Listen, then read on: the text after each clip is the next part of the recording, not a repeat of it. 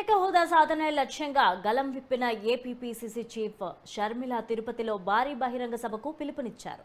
Congress party న్యాయ సాధన పేరిట SC యూనివర్సిటీలో సభ ఏర్పాట్లు పూర్తయ్యాయి.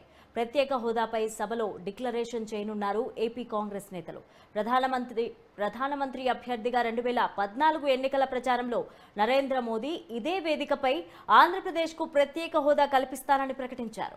అధికారంలోకి వచ్చి 10 ఏళ్లు కావస్తున్నా ప్రత్యేక హోదా కల్పించలేదని కాంగ్రెస్ నాయకులు విమర్శలు గుప్పించారు. ఏపీలో అధికార ప్రతిపక్ష పార్టీలు ప్రత్యేక హోదా సాధనలో విఫలమయ్యాయని షర్మిల ఆరోపించారు.